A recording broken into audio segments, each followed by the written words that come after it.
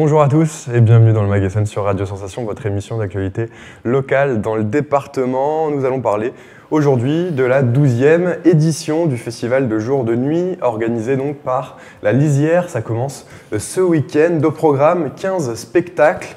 Je reçois pour en parler Alexandre Ribérol. Bonjour. Bonjour. Vous êtes le directeur de la Lisière et Edith Bellec. Bonjour. Bonjour.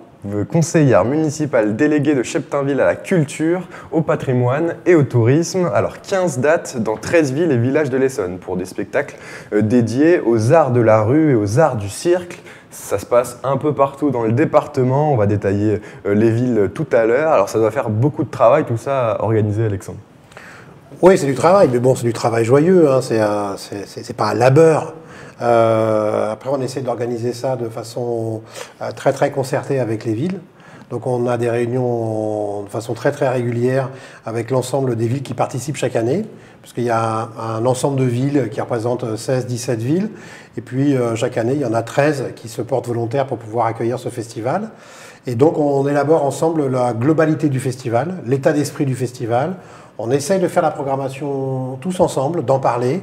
Et puis ensuite, une fois qu'on a fait ça, nous, on fait une proposition à l'ensemble des villes de qui accueille quoi, comment, et qu'on ne soit pas dans le grignotage ou dans le fait de consommer le spectacle qu'on voudrait pour sa ville, mais de se dire on participe tous à un festival global, et donc de se dire en fait ce qu'on va voir là, on ne le verra pas ailleurs, mais ce qu'on verra ailleurs, on ne le verra pas là, et donc ça nous oblige à circuler sur l'ensemble du territoire pour voir l'ensemble du festival. Donc finalement, un festival à l'échelle de l'Essonne, il y a peu de festivals qui sont itinérants comme ça. D'où vient ce nom, 2 jours de nuit qui a eu cette idée? Eh bien, 2 jours de nuit, en fait, quand on a évoqué la première année le festival et on voulait que Chamarande participe, le directeur de Chamarande à l'époque, quand on lui racontait ce qu'on voulait faire, ce qu'on voulait mettre en œuvre, il nous regarde et il nous dit « mais en fait, votre festival, il est 2 jours et 2 nuits ».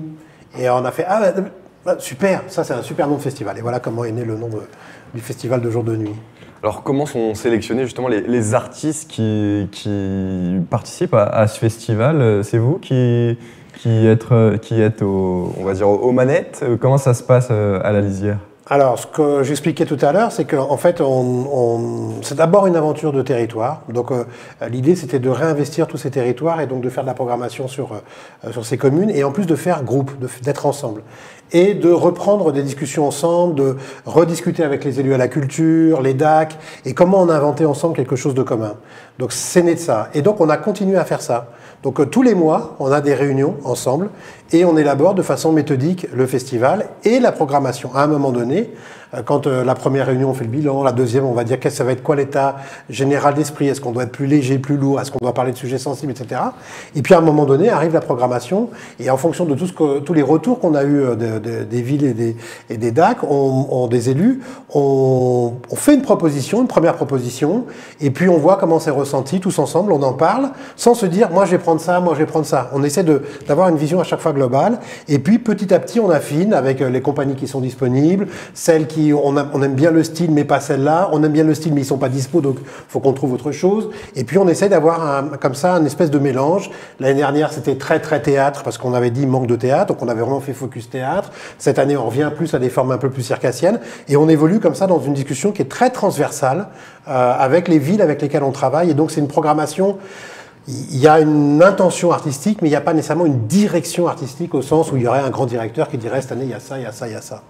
Alors vous êtes soutenu, le festival, par la région Île-de-France, par le département de l'Essonne, par l'agglomération Cœur d'Essonne.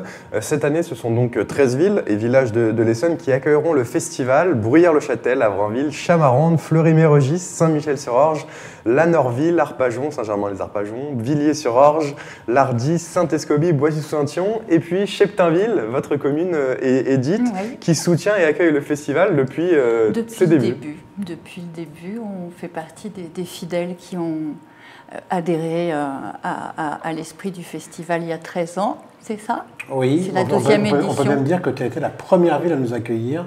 Oui, la première édition, il y avait 4 villes, dont à Cheptainville, qui a été la première. On a fait l'inauguration de ce festival chez toi. Oui, mais c'est comme si c'était hier. Hein. On en a un très bon souvenir. Voilà, donc bien sûr, on est fidèles. Vraiment, on aime cet esprit de communauté. En fait, il y a une espèce de communauté autour de ce festival. On se retrouve tous les mois, quasiment, pour préparer ce festival. Et on aime se retrouver autour de ce projet-là, vraiment. Et ça nous permet aussi de nous rencontrer entre collègues de la culture. Alors Cheptainville participe depuis le début. Est-ce que les communes varient en fonction des années, les communes participantes? Oui, il y a des communes qui participent 2-3 ans, et puis d'un coup elles n'y participent plus, mais pas nécessairement pour des raisons de vouloir quitter le festival. C'est que la situation. La place aux autres aussi. Non, pas nécessairement. C'est pas réfléchi comme ça. En général, chacun, une fois qu'il est dedans, il a envie d'y rester. Mais il y a des situations où il y a eu un changement politique, il peut y avoir une autre orientation sur la politique culturelle. Il y a des villages, je pense à Guibville, qui n'ont pas été là pendant 2 ans, puis qui ont demandé cette année à revenir. Voilà, ça vit aussi au tempo des collectivités. Après, il y a quand même un noyau très très dur d'une bonne dizaine de communes qui sont très très attachées, pour qui c'est un rendez-vous, c'est impensable de ne pas y être, quoi. Et donc ça constitue ce faisceau-là, et qui en même temps va certainement être amené à s'agrandir, notamment par le soutien plus élevé cette année de Cœur d'Essonne Agglomération, qui va nécessairement entraîner une démarche d'ouverture vers d'autres communes et donc d'agrandissement du festival. Mais il y en a qui nous ont rejoints. Fleury-Mérogis nous a rejoints l'année dernière, ils sont là. Enfin, c'est tranquille, c'est pas du tout enfin, le fait qu'elles viennent ou qu'elles s'en aillent, c'est plutôt plus une question de contexte du moment que de relation au festival même, quoi. Rendez-vous donc le samedi 3 juin à 18h à Cheptainville, donc, pour voir le collectif Plateforme. Le festival a lieu cette année en même temps que la fête du village. C'est pas un hasard, Élie Bellet? Non, c'est pas un hasard.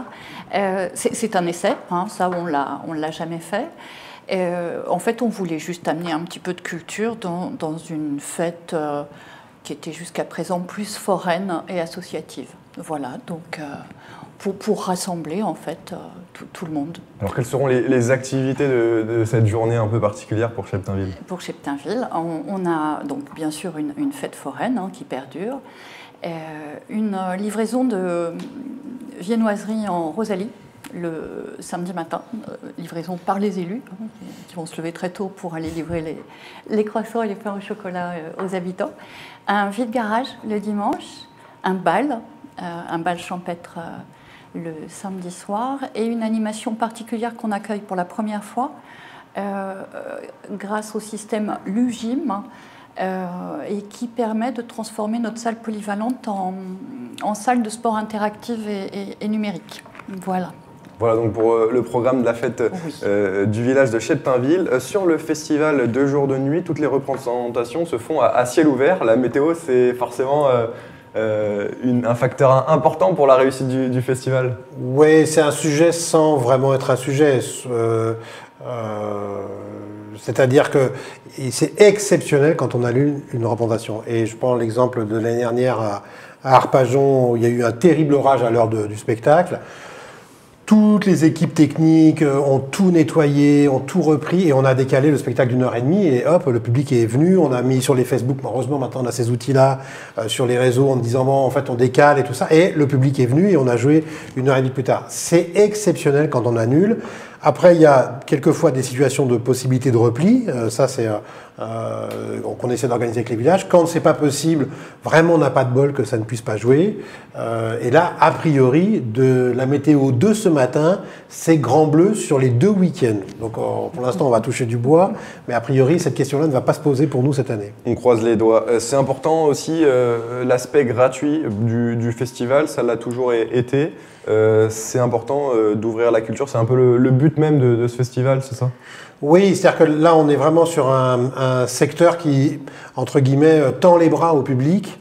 Et donc, le rapport au prix fait partie aussi de ce rapport-là, parce que bon, la majorité des sites sont des très très beaux sites, et puis quelquefois il y a des tentatives d'aller jouer dans des espaces qui ne sont pas du tout prévus pour accueillir des spectacles, et aussi de pouvoir toucher un public qui n'a pas nécessairement l'habitude de voir des spectacles.